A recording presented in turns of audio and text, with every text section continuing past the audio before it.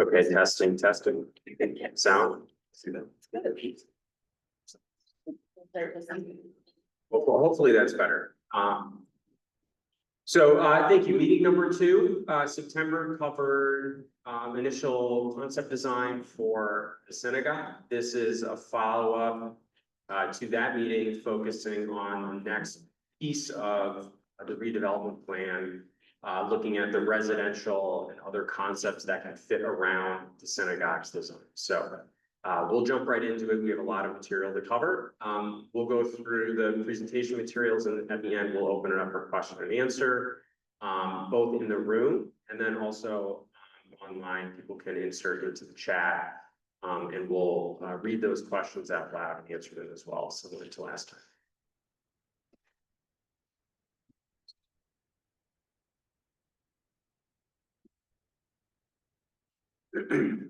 So just a quick introduction. I'm Nick Anderson with Fern, consultant for the congregation on the redevelopment.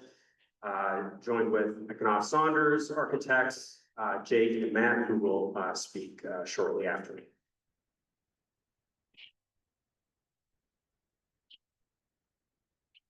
So tonight's meeting agenda is shown on the screen. We'll do a quick recap of September's meeting, very fast version. Just so that as a refresher, we understand the context of what was said at that meeting. And then we'll turn the page and look at zoning context historically for the neighborhood and where we are today, and then how that fits into potential massing options for residential and other uses that could fit around the synagogue's program. All right.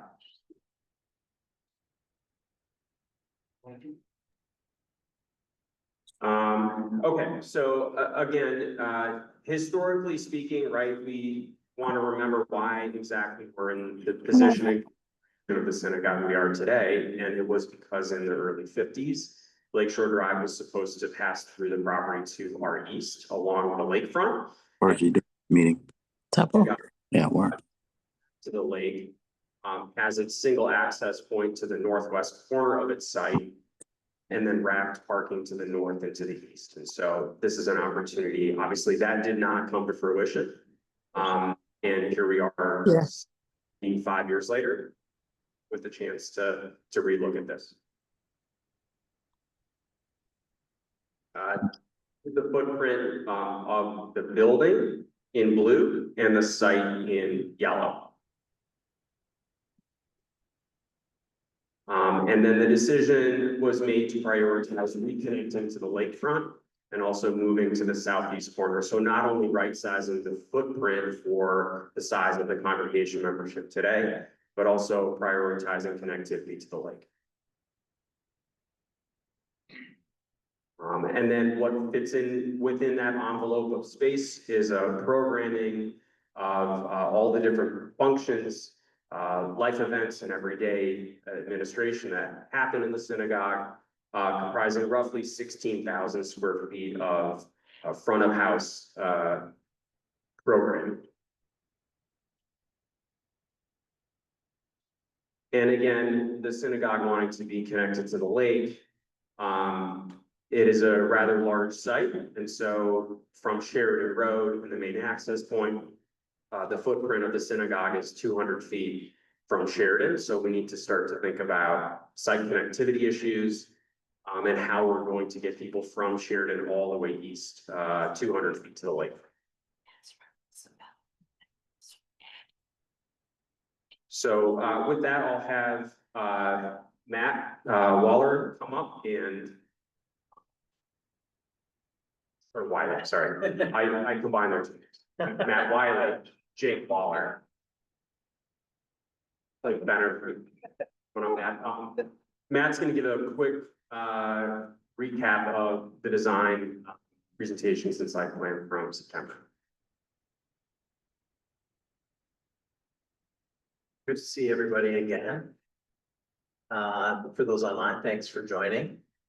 Yeah, what you're seeing here is just a conceptual approach to the site with a little more architectural form than the diagrams that Nick just showed. Some specificity to the footprint shown in the beige.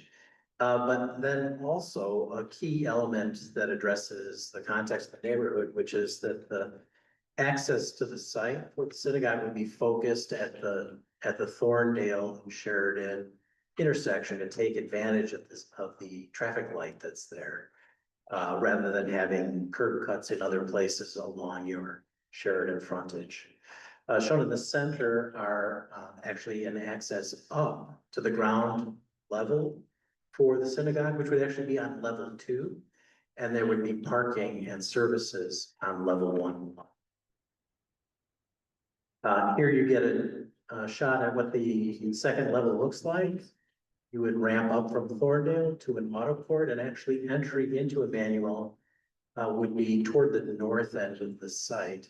And then the major spaces of Emanuel are toward the south end.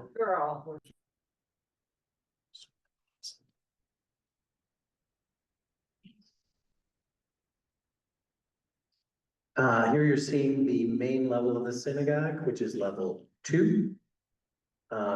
Going from bottom to top, sanctuary and chapel are shown in sort of the beige orange color.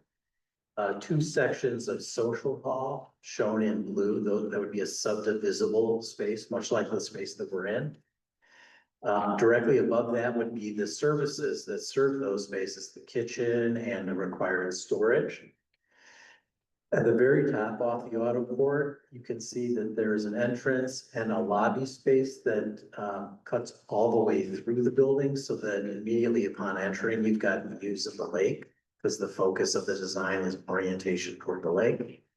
And then above that, in green and in gray, are additional support space. The green is administrative spaces. Second level, at the very top, all of the yellow space there is educational space. There is a small overlook shown with an X that makes a 2-story space for the lobby. But the rest of that yellow is all educational space. And then the blue and the orange here really are the upper volume of the sanctuary and chapel and social hall spaces, which are 2-level volumes rather than being kind of short spaces.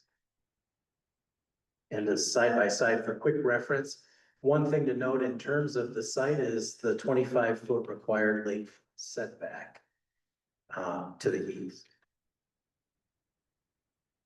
Quick shot of the view from the Thorndale intersection or upon entry. You're actually seeing the end of Thorndale as it is today here in this view. Entrance into garage. The red car is going up to the auto port. And you're seeing the sanctuary space to the right, the outside volume of the chapel, and then a pedestrian entrance, stairs up to that second level. But there would also be an elevator entrance here as well for accessibility. Sort of zoomed in on that very thing. This is the auto port. So the entrance into Emanuel proper is to the left-hand side. And you can see that same red car coming up to the auto port here off to the right. And the chapel space is at the back edge of the building behind those trees. And flowers are in bloom. It's beautiful spring. Here's the view upon entry. The promised view toward the lake, there it is. You get a little bit of a hint of the 2-story volume off to that left-hand side. Plenty of display space for the artwork and artifacts that you have yet to be fully incorporated, but represented here just to give you an image. And then this gentleman's coming down from the second level. There'd be sort of a central grand stair that connects the educational spaces with the ground level.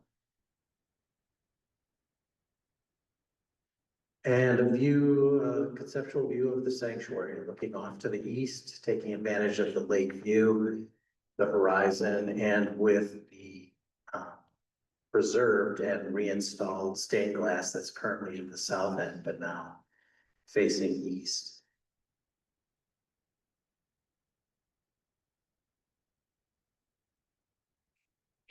And then all views relative to where they are in the plan. Number one, upon the entry. Number two is at the auto court, looking back this way. Number three, through the lobby. And number four, looking east toward the horizon. And the sailboats, I guess. They're sailboats. All right.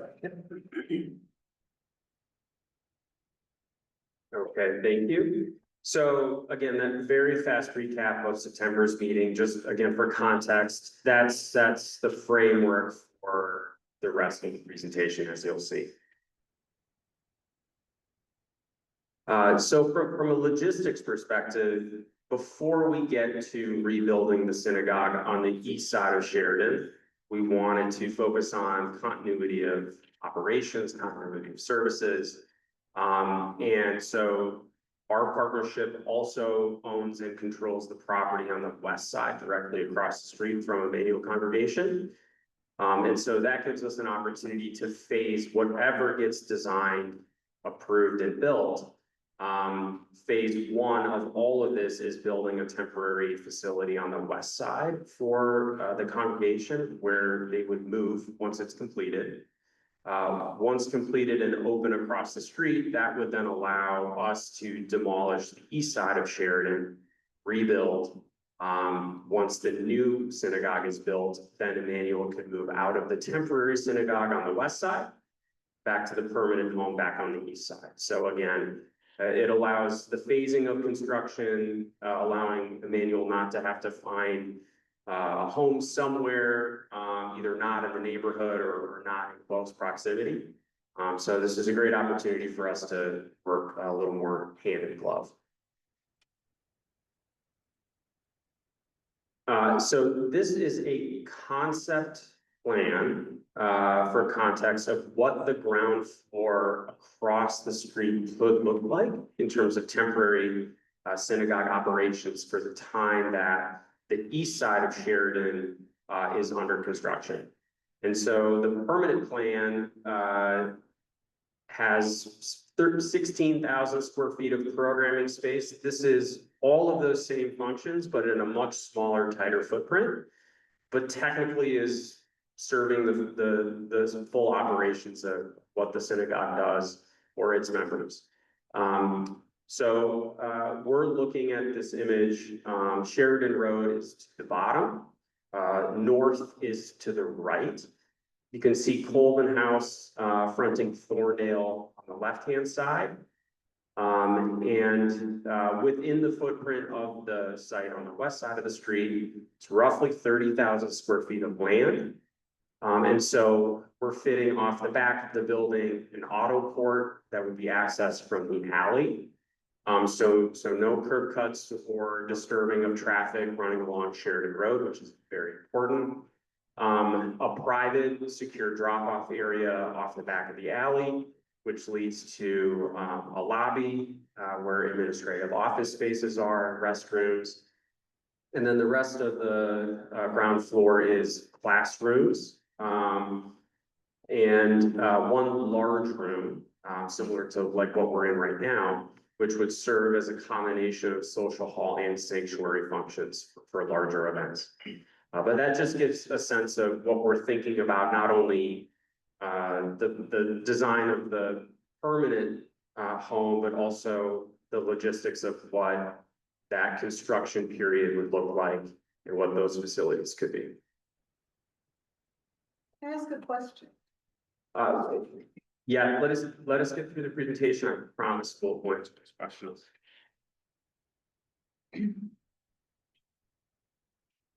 So the next then is looking at neighborhood context for zoning. So we're gonna hand it off to Jake in a little bit from Eckenhoff, who's gonna go through some different variations of site plans, building typologies and positionings. But before we get there, we wanted to cover very high level the zoning context of the neighborhood to really put it sort of in perspective.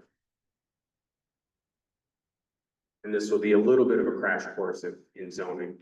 So here's just a beautiful shot of Edgewater in the neighborhood, taken with the site on the lakefront. You know, what's really interesting is we're sort of in this row of buildings along the lakefront on Sheridan Road. Not a coincidence that Lakeshore Drive ends in the middle of this, and so, you know, turning left or right off of Lakeshore Drive is where all of this density has kind of positioned itself along the lakefront. This is a picture of sort of all of those buildings. So we're in an extremely dense, although 7 miles from downtown, a very dense urban environment that has a lot of the same issues that the downtown has with respect to traffic, congestion, parking, and just general density of housing. From a zoning perspective, there's different classifications of zoning across the city. From the stretch of property from where DuSable Lakeshore ends until you go north and hit Loyola's campus, it's about 1 mile of linear area. Almost 80% of the property along the lakefront on the east side of Sheridan, which is where we are, is zoned either RM6 or 6.5. Just again, the technical zoning, underlying zoning classification of these parcels. There are 2 properties that are zoned the RM5s, and then RS1. Along this stretch, there's only 1 property, which is Emanuel's. What do those mean? So these mean, that was a perfect question. Those all represent different densities of square footage and unit count that you can build. So as you move along the curve of more dense zoning classifications, you get more dense, more units, taller. And so this is the band shown in graphic form of all of the different zoning classifications in the City of Chicago zoning code. A lot of people hear the words B dash or C dash or D. D is the downtown district. We are in the neighborhood district, so that's B zonings and commercial and business zonings, and R for residential. So the RM6 and RM6.5 are the yellow bars. This just gives you a perspective of the density of square footage, developable square footage that's permitted in the 6th range, the RM6 range. That is, for the most part, 80% of the land along the lakefront. The green all the way to the left, RS1, is the current zoning of the synagogue's land site, which is the lowest possible zoning classification in outside of the downtown core. And just as a side note, you can see the last few bars to the right all represent the downtown zoning district. So you can see how much the density of downtown really ramps up. The highest density allowed in the neighborhood districts is the RM 6.5, which is the right yellow bar. Everything above that, to get that much density, you need to be in the downtown CBD area. So why this, again, zoning context for, again, Lakeshore was supposed to be on the east side. Why is Emanuel zoning so different than all the rest of them? It used to be zoned RS6, and about 25 years ago, the city changed the zoning in a map amendment from a 6 to an R1. And that's it. That was the change. It was about 25 years ago or so. But prior to that,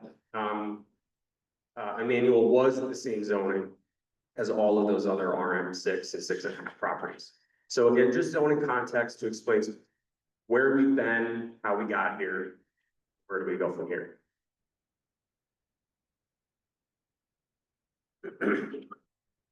So yeah, again, not to belabor the point, but Emanuel was prior to 2000 more in line with its counterparts. And in November of 2000, that's when it was changed. And it's been there ever since. So we're really looking.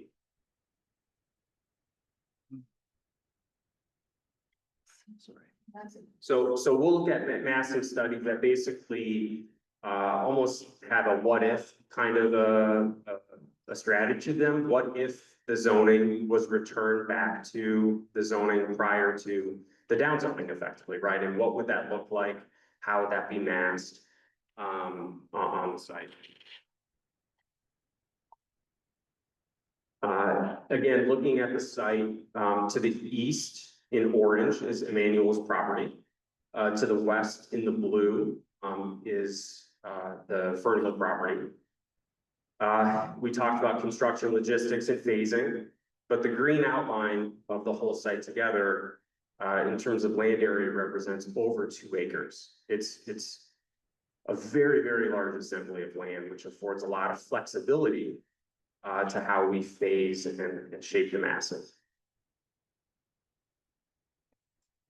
So again, we're looking at the zoning and massing scenarios as if it was one large canvas that we could have full flexibility to plan where things go and what are all the choices that we can make. So I'll hand this over to Jake, who will go through all those different strategies and options, but effectively what you're about to see is the zoning density for the residential that could be built alongside the synagogue's new structure as if the property was returned to its pre-2000 zoning. And so that's, again, the very high level context. And I'll turn it over to Jake.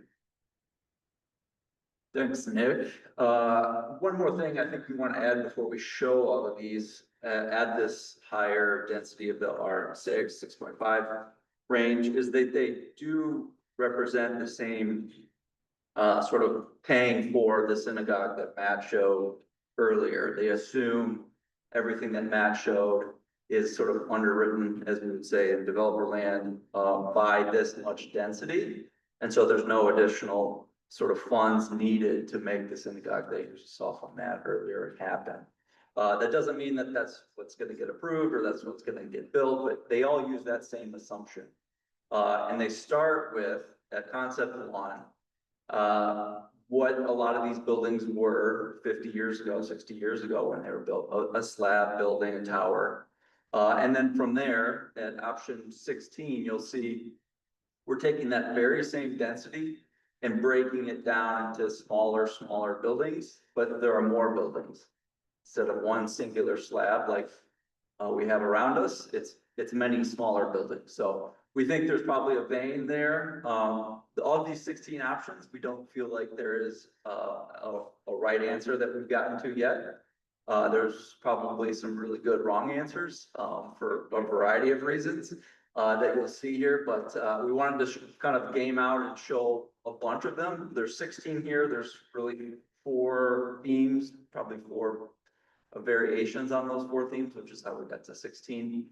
But let's just hop into it here. But the very first, oh yeah, this is all 16. You do have the breakdowns, right? Yeah, okay. So we'll start at the top left. This is sort of the tallest version in that RM zone that Nick was discussing, pushed all the way to the north of the property. And for context, in all of these, the synagogue is always in the same spot. It's always blue. There's a pink or a lighter mass just underneath it. We assume that to always be parking. So everything that you see in orange is the development that supports and pays for the synagogue, moved around in the same bulk in different positions and different shapes. This is about a 420-foot tower, 400,000-ish square feet, 400-ish apartment units in that range. So all the way north, big site exposure on this option. To the south, you're never really shading yourself or your own land area. Next. This is all the way up to Lane Beach. This is shading our site, not ideal to the north. You know, a big slab like that, not great. It does pull it away from our neighbors to the north though. But not a lot else going on here. Particularly, there's nothing happening on west parcel across from Sheridan. Again, same balls. This moves it all the way to the lake, so a little less shading on our own site here. There would be a lot of shading cast onto the lake itself, and the Malibu building to the north. Some upside here with that. Downside is you're almost entirely on top of the synagogue. So you can imagine big columns, big caissons, big infrastructure coming through the synagogue. Not ideal and not cheap. This moves it all the way to the west side of East Parcel. Downsides here is it creates a breezeway that would be mostly shade past about noon every day. Not ideal shading ourselves, but it does on the upside. It gets it off the top of the synagogue, which is good. Okay, here we start breaking that same massing down. This is 2 buildings. I think we said 200-ish feet tall, 20 stories maybe each. We're starting to use that land on the west side of Sheridan. So you can see how that starts to be very helpful when you're trying to pay for a synagogue, but you don't want to do it all in one spot. So you start spreading it out. And that's what we've done here. This gives us the most amount of sun on our own land, which is great. But these are still pretty tall, pretty expensive buildings overall. This moves that north building all the way south. Again, not ideal. Great views for the building on the west side of Sheridan, kind of through the site, so we're not blocking ourselves with our own views. But we've got this same, what we call overshading problem. We're shading ourselves and our neighbors all of the time. Not ideal. This is moved all the way to the lake. This has the same benefits as the single tower version. Lots of sun on our own site. Again, we're right on top of the synagogue. This is the sort of 4th iteration of this concept. 2 parallel slabs gets it off the synagogue, which is great. But again, you got 2 very tall slabs. You're gonna have a very strong canyon-like effect as you traverse through Sheridan there. This is the first of the three mass scheme. So the building heights come down even further. I think we're 120-ish feet here on these 3. The issue is that they do get slightly closer together, but they do get much more affordable in terms of their construction types. So parallel slabs on the east side. We do have a lot of shading internal to that site on the east. A decent amount of shading on the synagogue and some building over top. Flip parallel, so we get a lot of more sun into the center of the site here, but we get a lot more building on top of the synagogue. Not ideal there. Still medium height, which is good. This is a rare L-shaped one that we did. We got everything off of the synagogue, which is really good. But we're kind of back up against our neighbors there at a pretty decent height, not ideal. And that west building has almost no views to the lake at all. Not great. Discounted rents. That's that. This is that L shape. Flip the other way. So you probably have a better sight line across Lane Beach to the lake. From that west building, you got a lot of sun on your own site. There at the south west corner, but you're on top of the synagogue with a lot of building. Here we've taken the building off of the west side completely. We've done sort of this stepping tower concept where you're allowed to see over yourself with a tall backstop building along Sheridan. And you have a medium building and then a very light building over the top of the synagogue. You also have a lot of sun that comes into the center of that motor court that Matt's showing renderings, which is really ideal, sort of let that sun path hit the center of the site as much as you can throughout the day. Here we're lowering the backstop tower, the tall tower along Sheridan. It's sort of buzzing them all at the same height. I think this was 200, 180, something like that, in terms of height. we think this is not ideal because of the depth and deepness of this courtyard or light well. It's almost 4 times as tall as it is wide, which is very sort of overwhelming in a space like that. And it doesn't at all utilize the west parcel. So here we're breaking it down further time. We've got a medium-sized building on the west, which allows us to break down the height of everything across both sides, across all buildings. This is really nice. Again, you can see over ourselves. We do still have a very not super tall tower along Sheridan, but it's a decent sized building. Still some costs there. You could phase these buildings pretty easily. So some upside with doing it this way. And then lastly, we've sort of leveled off the height of all the buildings. This provides the lowest total overall height. So you have really the same construction type of all, where it's essentially 4 buildings if you phased it that way. We think this is about 120 feet. This is a more well-proportioned motor core light well that would have great sun access most times a day, and keeps that west building at the same height at that 120. Just This is a quick video I did last night with my drone. Is it fun? So what you're seeing is an actual drone rendering, or drone video. And these are all 16 of those options, you know, played 5 to 10 seconds each. So it gives you a little bit more 3-dimensional effect of the massing. Again, all of these options represent the exact same density, just shaped differently. So you can see the big drop down in density when you split that into 2 towers. When you move the east tower south, or fronting the lake.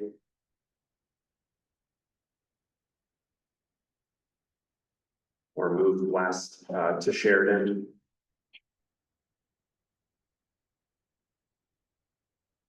And now the 3 tower schemes.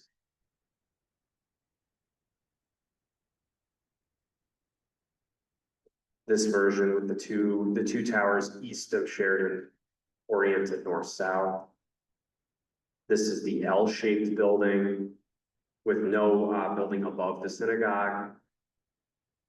And then that L-shaped rotated, so it's above the synagogue, but more sunlight to the west. The step scheme with a single tower and nothing built on the west side of Sheridan. The large courtyard building, again, with nothing west of Sheridan. And then the stepped building with a West Sheridan project built, you can kind of see it in the background there. And then finally, the courtyard building with the west side of Sheridan also developed. So again, not a right answer, all just options to really illustrate how important it is to select the right massing strategy for the site, being respectful of neighbors, but also looking at the effects on site access and the structure that the synagogue would also have to work within. So to have one building, for example, that's 400 feet tall, all the way down to this version, which is a courtyard building and a second building to the west, that is not even compared. You would think they'd be different, totally different densities. They're so different and extreme in building height. But they all really do represent the exact same density under that original zoning of the site, pre-2000. So that's sort of the decision as a synagogue, as a membership. We wanted to put all this information out so you all as a congregation could then talk about what are those choices, what are the priorities for the synagogue, and also thinking about what the priorities of the neighborhood and surrounding neighbors might be as well. And again, no right answer, but just part of the dialogue and the process of really envisioning all different futures, but all good futures for the synagogue.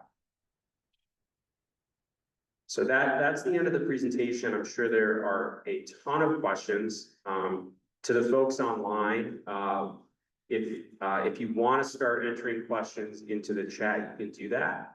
I will also answer questions in person first, just for the people that are here. Once we exhaust the in-person questions, we can then go through and read the questions online. So we can go back to any slide you'd like, review any material, or just have an open discussion. So are there any questions? I just have a question on the temporary site for us across the street. It didn't look like any parking was built in. It looked like maybe 6 spots in the back by the alley.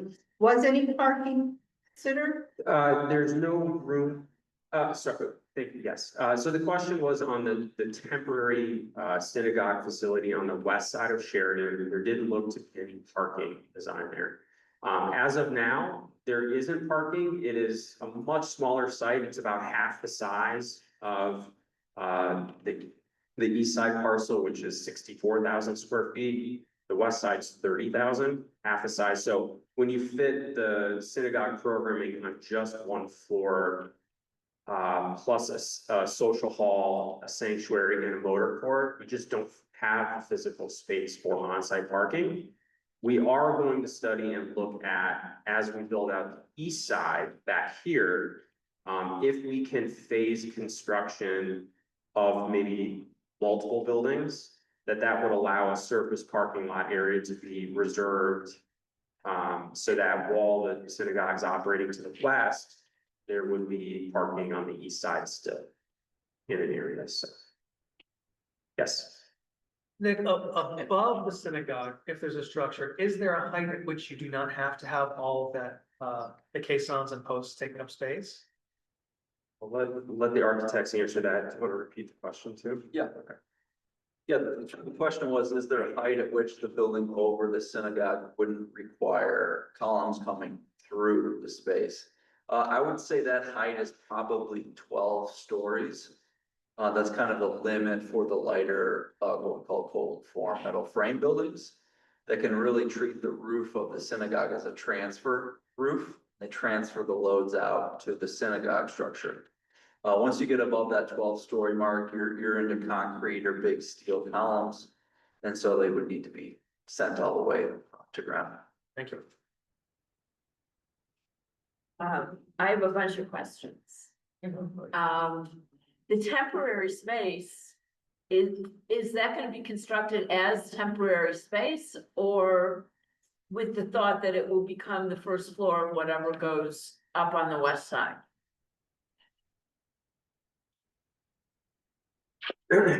So, this space, again, depending on sorry, I'll repeat the question for those online. So the question was, explain the temporary space. What exactly is it for who and when? The ground floor of the west side also depends on the massing scheme that eventually we end up on, right? Because some of the schemes have no building built on the west. So this would be a truly temporary structure that could be demolished after it's built and a community, a park could be, left in its place. Or this structure, after the synagogue moves back east, could be repurposed for something else. It sets up nice for a school, similar facilities, classrooms, administration space. The large social hall and sanctuary could be converted to a gym. We have full flexibility to sort of discover what it wants to be. But again, the tail that wags the dog is the massing scheme for the whole site. And if there's a 15-story building on the west side, that will impact the permanent or the temporary operations of the west side. So we just don't quite know yet. We need to sort of land one or two massing schemes and then study what that means for the west side. That leads me to my second question, which is, I was curious why you wouldn't use the west lot since you own that as well as this. The question is, curious of why we wouldn't use the west site, to the west. The answer is, we're looking at the total assembly of land as if it's one parcel. And so whether the residential, is built east or west or split between the two, either way, the value created for the synagogue, along with the value of the site across the street, is sort of all coming into a single basket of value, and that value then is what kind of creates the value to pay for construction of the synagogue. So again, planning everything together just gives us more flexibility where the west site on its own, if it was just looking at its own site, its own zoning, it could operate completely independently and have nothing to do with the east side. But there are planning advantages and flexibilities where we couldn't do so these schemes that we show if we didn't have both sides of Sheridan Road I under control. understand. Yeah. Okay, I have two more quick questions. The residential, are you envisioning rental or condo? So the question is, for the residential, are we envisioning rental or condo? For now, we're envisioning mixed income rental housing. So that would be most likely 20% on-site affordable units for households somewhere around 60% of the married area median income. That's about $1,000 a month rent for a unit, which is much less than the market rate rent in this neighborhood. And the other 80% would be market rate housing. And we need housing. Well, my last question. Have you thought about buying that ugly blue house? So the question was about what we refer to affectionately as the blue house, to the north of the synagogue parcel. We have thought about having that parcel be a part of this whole assembly. It is very logical for it to be a part of this. The door is open. We have a dialogue with the owners, but as I'm here today, we don't have it formally a part of it, but it's something that I would be excited to study and add to the flexibility of both site access, the amount of ground floor parking that we could accommodate. And just allows, again, for more flexibility on our site planning and efficiencies. Any other questions? That one, on the shared road corridor that we're part of, has there been any overlays or additional restrictions put on newer buildings as far as height or density that would affect what we're able to do here? So the question was for Sheridan Road, are there any zoning overlays or restrictions of any kind that have been put on this property or other properties that would prohibit what we develop? I don't know outside of this property what restrictions there may be. The big change in 2000, changing the zoning from R6 to RS1, is a massive downzoning, frankly. Just in terms of density, we showed the curve of zoning for the density that was allowed and then was taken away.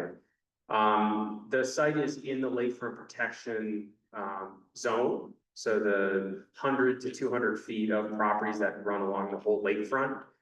So whether this zoning would trigger a planned development process or not, you still on a parallel path have to go through the lakefront protection ordinance and zoning process as well. All of this is also subject to aldermanic oversight, subject to city staff and departmental review, transportation, planning, housing. environmental sustainability. So everyone is gonna have an input on eventually what scheme, we land on. We're sort of showing 16, but the next step is to hone in on, one or two, that we can develop a lot in greater detail. With my only other comment would be a comment that, based on on the 16 images you showed us, number 16 seems to be the best option in terms of scaling on the property, massing on the property. It is the least, it's gonna have the least impact in terms of making a canyon or a wind corridor out of the beach, which is, because we all know, is very heavily used during the summer. I think 16 is, maybe 16 is one of the finalists that not the top, my top choice, but I would highly recommend that be one of the finalists. Great. Yeah, for those online, if you could hear that, the comment was a preference for option number 16. Yeah, thank you. Look at 16 again. Oh, wagner shoes.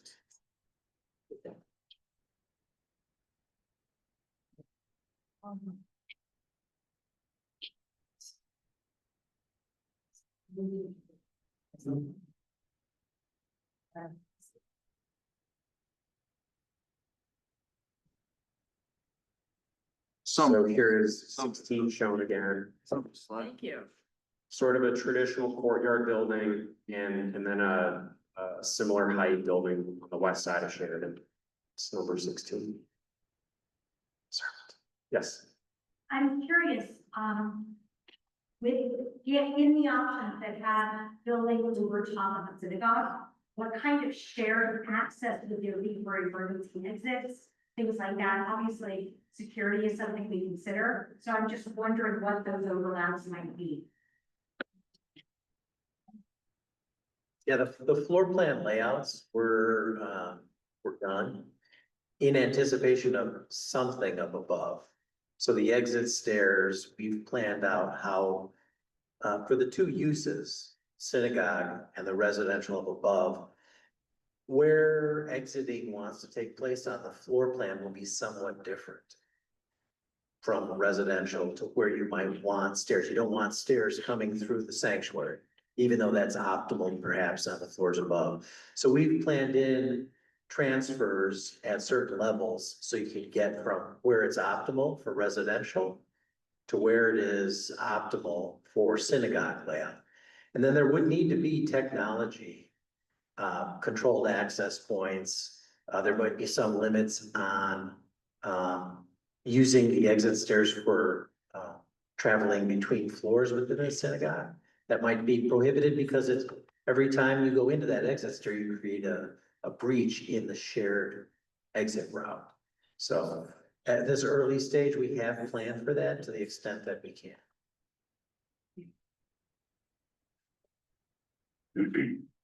Yeah, and I'll just add at a very high level, that's kind of the, I would say is two very similar site plans to study is the difference of having a structure above the synagogue versus being totally an independent structure. And I could see developing two schemes of similar density or height that aren't too terribly different from each other, but to show how different, what are the implications of having residential above the synagogue versus not, and having more of a closer apples to apples. These 16 versions are all very different. But I think if we hone in on one, where that's maybe a subtle difference between the two, we can start to talk about and show you site access, structural implications, cost implications, security and site access, stuff like that. Good question. Any other questions in the room? We can always come back. Yes.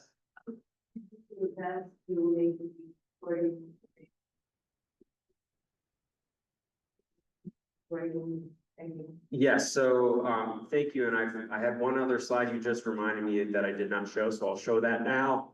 the request was to make the recording available.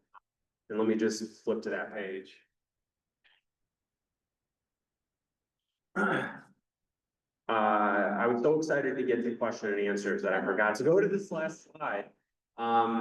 So the September meeting is on YouTube. You can go to YouTube and search Fern Hill Edgewater or at Fern Hill Edgewater. This is a screenshot of the page, so that's the recorded presentation from September. Tonight, as soon as the cloud will upload this recording, we will add this entire presentation to the YouTube channel. So you can just go to Google, go to YouTube and just search Fern Hill Edgewater. We'll put this presentation up. We will also put up the video, the live animation drone rotation shot as its own video, so you could watch it at your own pace, hit pause, and share. What I also would encourage people to do here and for the folks online, when you go to the YouTube channel, there are 3 dots under each of the videos. If you by the red arrow that we're pointing to on the top, if you click that, you'll get a drop-down list, and at the bottom of it is a share button. And if you're on your phone, you can share that via text, or if you're on your computer, you could email it as well as a link. So if someone doesn't know how to get to this YouTube channel, go here and forward it to anyone you would like.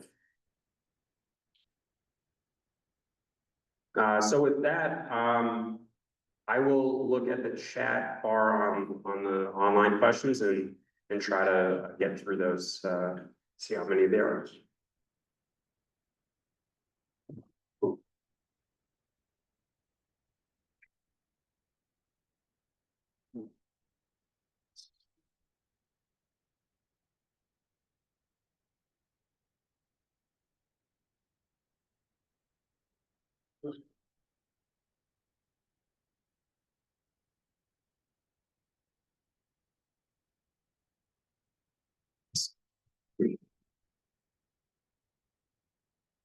Okay, first question was from 618. So during the presentation from Lloyd, how many parking spots will there be? How accessible is the entry from the parking garage? Want to answer that? Like at a very high level, we envision the ground floor of the site on the east side to be all parking, or for the most part, just an efficient parking structure. We think there's somewhere around 150 parking spaces on that level. We haven't landed exactly how much. And that would need to be shared in some design and configuration between the synagogue and residential.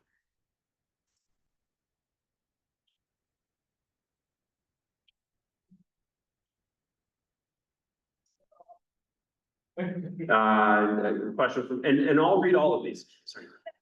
Question about accessibility is important to him, and I don't know what was the answer. Oh, sorry. Okay. Sorry. Thank you. How accessible is the entry from the parking garage? So there will be, even for ADA accessibility code and compliance, there have to be an elevator from the parking level up to the synagogue's entry. We haven't landed exactly what that path to travel is or studied the vertical transportation. It will be impacted whether or not there's a building above. A benefit of having a building above is you can share back of house elevators like a shared freight. If you're completely independent, you have to have all of your own independent vertical transportation, but it's something we will absolutely study in great detail once we hone in on a single scheme. A question from Eric: what is the likelihood of the site rezoning? What happens to the plan if it does not? Instead of saying likelihood, we're really committing to a process and being overly open book on how we're going about understanding the site and the options and what we do. I don't think of it in terms of likely or not likely. It's it really is commit to the process of going through engaging with synagogue membership, engaging with the community, engaging with aldermanic and city review, and let the process play out. And see where it takes us and see what compromises can be made, and choices and trade-offs there are, right? So again, I would encourage people not to think of it in terms of likelihood and more just committing to the process.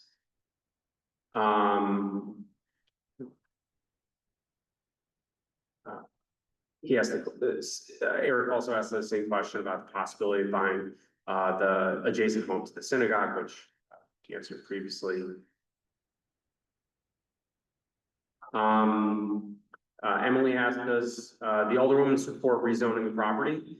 I would answer that the exact same way. The alderwoman is supportive of this process, right? Of engaging with the community, with the membership, engaging with her office. And so again, it's not so much supporting a specific outcome, but a support of the process that we're in.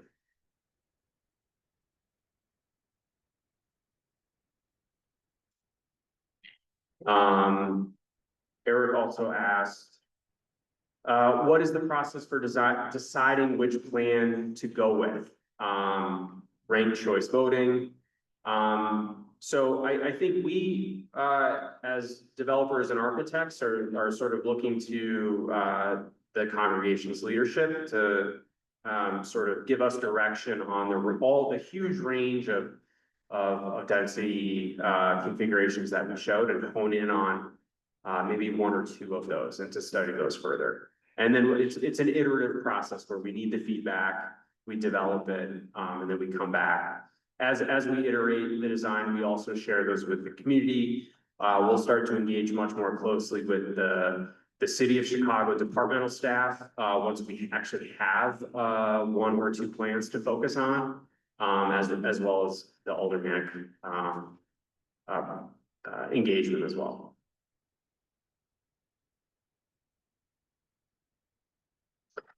Emily asks, what is the market like for residential units in the neighborhood? Is there enough demand to attract developers?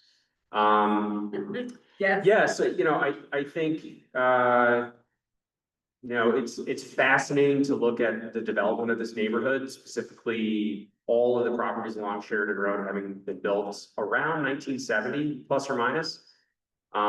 It's not a coincidence that 10 to 15 years prior to all of that density being built, Lakeshore Drive was extended up into this neighborhood. And so sort of with accessibility and all of that investment in public infrastructure to allow people to get up to this neighborhood, this became a logical, terminus point for all of that density to be both, north and south of the end of Lakeshore. What we've seen, especially in the downtown core, as rents have, frankly skyrocketed in the downtown CBD, that there's a ton of demand. That's a lot of people have been pushed north that probably weren't living here, 10 years ago. And I think you've seen probably as a percentage, probably the highest rent growth as a percentage of rent year over year happening in the far north side neighborhoods over the last 10 years, even more than the downtown core. Edgewater is still more affordable than River North, but as a percentage, I think this neighborhood has actually gone up more than the CBD. So there is demand that puts a lot of pressure on existing housing stock. The red line was also extended, so state, federal, and city funds invested $2 billion in public transit. So again, similar to Lakeshore Drive in the 50s, 75 years later, we have another $1 billion public investment project. Thankfully this time for mass transit. I think all of that is just driving residential demand and the affordability crisis in the city.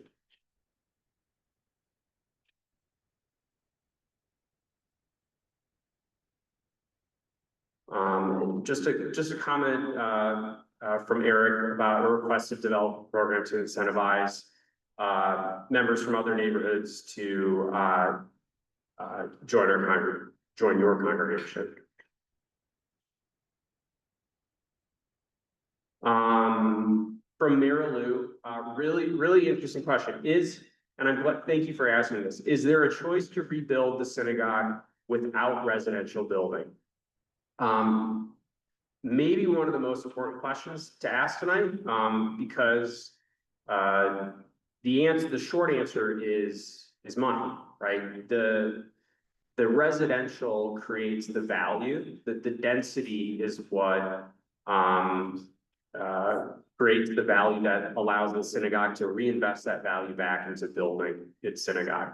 Without the residential, the synagogue would have to fundraise and launch a capital campaign to frankly pay for that from another source of value. And so obviously, it's a irreplaceable piece of land, and to unlock that value is what pays for the synagogue.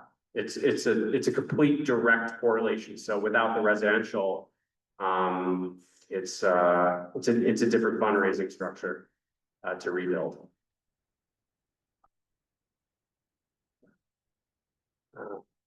Another question from Erilu. Why not a choice where there is only a residence on the west side of Sheridan? That's something, it's probably version 17. We just didn't study that. If you took a single building on the west side, again, it's 400 feet tall. That may be a little tight just because it's only a 30,000 square foot site, and to put one building with all of the development density over there. There's a lot of density on a 64,000 square foot site where the synagogue is, and that would be putting, I don't know, the proverbial 10 pounds in a 5-pound bag.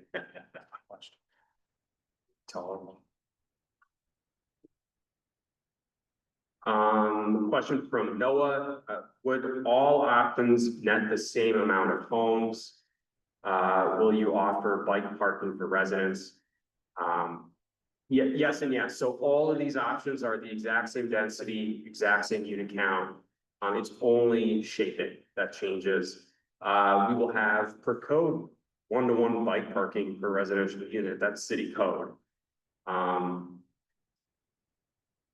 If you are building parking for the residential portion, will tenants be allowed to opt out of parking for a discount or lease their space to a third party? So the parking that's built would be offered to residents, but independent of their lease. So they would not be forced to rent a parking space if they didn't have a car. But there would not be any what's called non-accessory parking on site. So parking must either be for the synagogue or a resident who lives on site.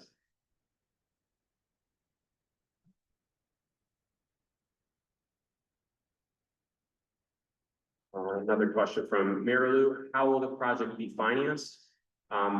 We haven't gotten there yet, but it will be phased, as you can tell by having the west portion of the site, including the temporary synagogue on the ground floor. So that would be to come, but it would most likely be a phased construction with each of the phases financed separately.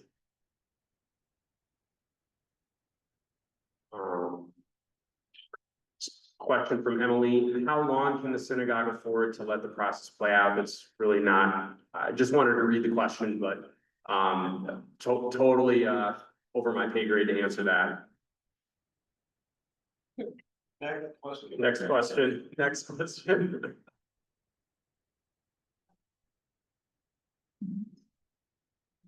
Yeah. Patricia asked a clarifying question, didn't hear well the answer to how the project would be financed.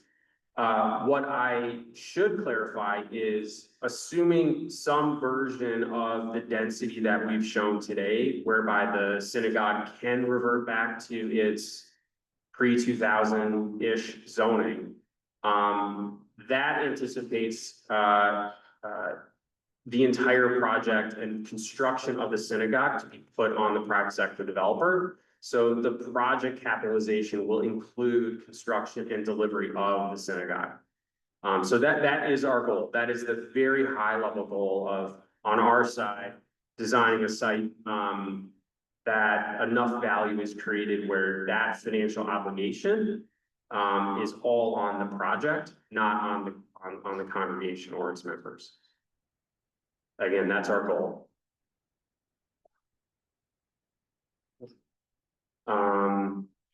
Question from Ellen, please clarify, does Emanuel own the property next to Colvin House? So Emanuel does not own the property, that's owned by an affiliate of Fern Hill, my firm. And we are contributing that property into the redevelopment partnership to look at developing the sites together.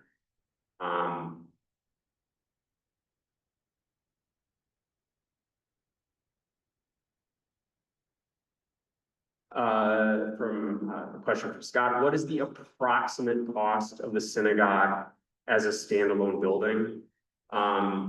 Again, very high level, we're sort of targeting somewhere around $10 million. Yeah, plus or minus. We haven't costed anything. It's hard to price something out also when it's not fully designed, but just if you look at the square footage, the programming space, the rough estimate and target for us is to stay within roughly a $10 million budget. A question? Once everything is up and running, is there any sort of rent, something that comes from the residential to the synagogue to provide income future years? So the question was, in the future, once the project's finished, is there any other income that would be generated from the project that would go to the synagogue, whether from residential? So in terms of existing partnerships that the synagogue may have, I think you would still have flexibility to have partnerships with other users that might take it, like Redwood is using your education space today. The residential, like ground rent or something? Yeah, so the full value of the entitled site, the residential units that are approved, that's all being capitalized into the upfront construction of the physical building itself right now. I think part of the process of landing on a final concept and idea for the synagogue is there could be inclusion of other facilities that could generate passive income, whether it's renting them out for other non-synagogue functions, and that's something that would be, in the synagogue's control to have us study. Is it things like an event space or additional parking or more classrooms?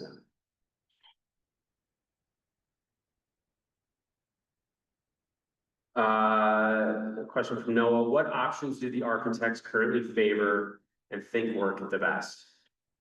Okay. I think we're in the 15, 16 range. Just given the height of the buildings, we know a lot about the construction cost of that type of building. And we know a lot about rents here, right? It's not River North rents, so your building types really have to match your rents. And so I think that's probably the best fit in terms of this neighborhood, construction type, capitalization, getting the project financed. It's actually very difficult to build big concrete high-rise apartment buildings right now, even in our prime markets like the West or River North. Very low deal volume of that size building relative to 10 years ago, when it was a lot easier. So I think given the world we live in today, I think it's probably 15, 16.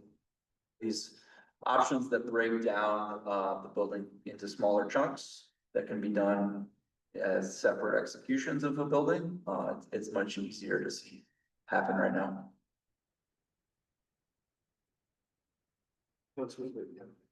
Totally disagree. Don't listen to that, man. Actually, the blue in the massing doesn't move in any of the concepts, right? That is the priority of the synagogue, to be east and south. And so from the synagogue's perspective, they all work just fine. And it becomes an issue that Jake alluded to, which is the constructability of it. That becomes the driving issue. So yes, the ones later on, where the massing is broken down more is an easier construction and so would also be beneficial to the synagogue. Long term. Last question I have online, who is operating these rental units? Can the synagogue do this as a nonprofit, or are you saying will operate? So we very much intend to design the project to be operated separately. The synagogue would have its own facilities and run independent. The residential building would be run by professional rental management company that would have all of those obligations completely outside of the synagogue's operations and scope. And a project of this size would be run by a professional third-party property management firm, similar to all the properties along Sheridan Road. So that is it for online questions. I will go back to, was this up here the whole time? So again, this meeting, once it's downloaded to the cloud, it will be posted to YouTube. So anyone online who's listening, feel free to go to YouTube and search at Fern Hill Edgewater. You will get to this landing page. Right now, you only see one video from the September meeting. Tomorrow, you'll see 3 videos. One will be this presentation. And then the third video will be the drone video animation that shows each of the 16 versions as we pan the site. So with that, oh, one more question, yes. Sure, the question was to show 15 and 16 again. And when you do, can you sort of let us see what happens to the sun? Like where there might be, more wind or, that courtyard thing. What does that do in terms of? So here's 15. Yeah, 15 is that taller middle building, if you think of this, Sheridan as the middle of this larger site boundary. So that courtyard, motor court, that was in Matt's renderings, is most in the sun in this orientation, because you're gonna get a lot of sun from that 9 o'clock, 10 o'clock hour through to maybe 1 or 2 o'clock, up direct sun. On option 16, that probably gets extended because the height of the building comes down in the middle of the site. Overall, but the same sort of sun angles apply here. They're just short because the buildings are shortened. Yeah. Is there anything contemplated for rooftops at any point? The question is there anything contemplated for rooftops on any of these? I hate to tell you it depends. These schemes have different structural assumptions. So buildings taller than roughly 10 stories have to switch from cold form metal frame to cast in place concrete. Cast in place concrete buildings can handle the weight of rooftop amenities, but the light gauge steel structures that are shorter just don't have that structural capacity to put stuff up there. So it depends. And like the horseshoe or courtyard building that we're showing here, that would want to be built in the same construction type, but it doesn't mean you couldn't take one of the wings and do them in a cast in place concrete that would allow for a rooftop amenity. I hope the question wasn't to move the whole synagogue up to the roof. I think it is, when we contemplate it, it's like rooftop light. It's not a full lap, not big use. It's just patio and patios. What did you say? No lap. No lap. Will all of these renderings, the detail renderings be online as well? We can make a PDF document available to the synagogue, so if anyone would like to see the 16 pages with the PDFs, I'd reach out to the front office and we can share those directly. Yeah, absolutely. Thank you. Ask after, okay. All right, that's it. So again, thank you everyone online who's been listening, part of the process. Thank you for being along with us. Thank you for everyone.